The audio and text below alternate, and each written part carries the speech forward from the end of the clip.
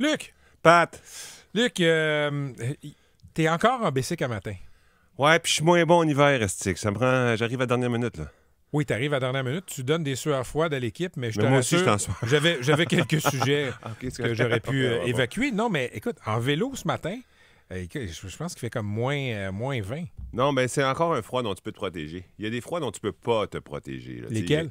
Ben, moins 30. Moins 30, là, tu n'arrives pas à te protéger. Moins 15 avec du vent, tu peux te protéger. Un bon cache-cou.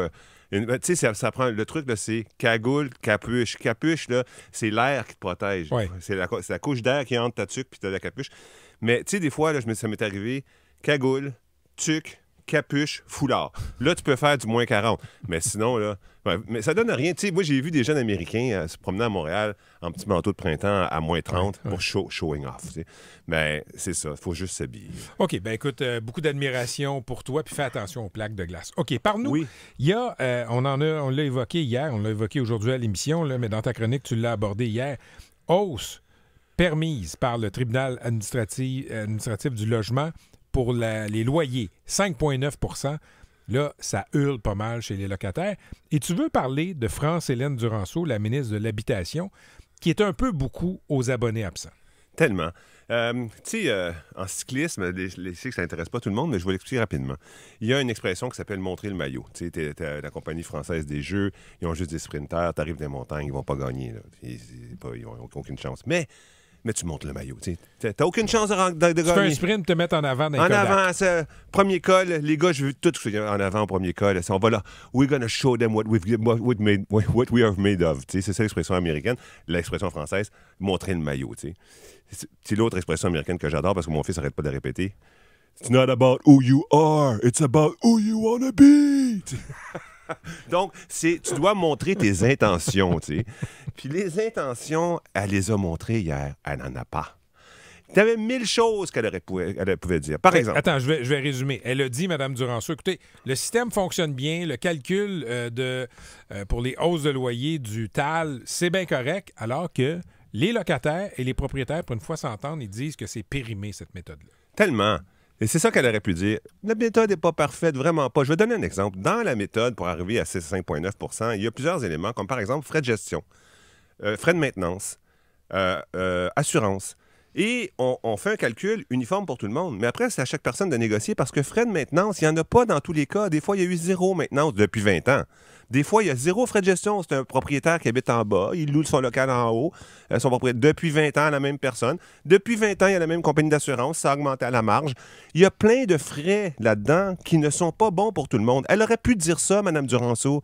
Elle aurait pu dire, une fois qu'on a fixé une norme nationale, il y a des éléments là-dedans qui ne sont pas applicables à votre propre cas. Et moi, je suis désolé d'une autre chose qu'elle n'a pas dite. C'est que quand le système est tellement pourri plein de trous que tu es capable d'avoir des augmentations moyennes des locataires qui changent de logement de 18 % en 2022, 18 %, ben l'année suivante... Parce qu'on contourne le système. Mais oui, quand mais tu es à oui. 18 % d'augmentation. Mais le système, là, regarde, il va être contourné par énormément de monde. Pourquoi? Parce qu'il y a de la demande.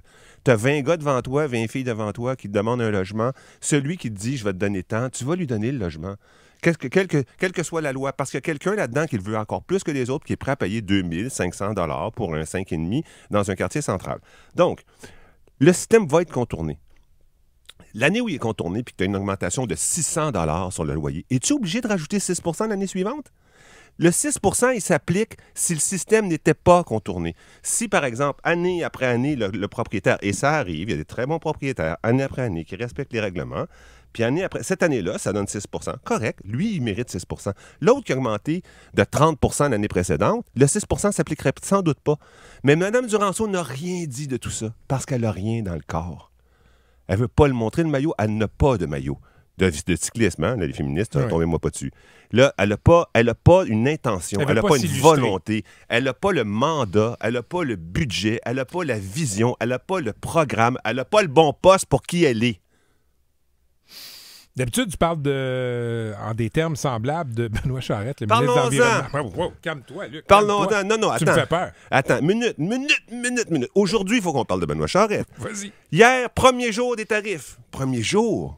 Excuse-moi, des tarifs. De l'annonce des tarifs, des décrets annoncés par Trump. Premier jour, il dit, Eh, mes vieux, avec une situation comme ça, c'est pas vrai qu'on va pouvoir respecter l'environnement.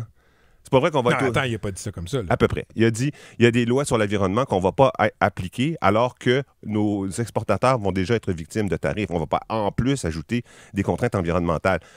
Quel mensonge! Quel terrible mensonge! Monsieur Charette, vous êtes le premier à savoir que les exportateurs québécois ne sont pas soumis à la bourse du carbone.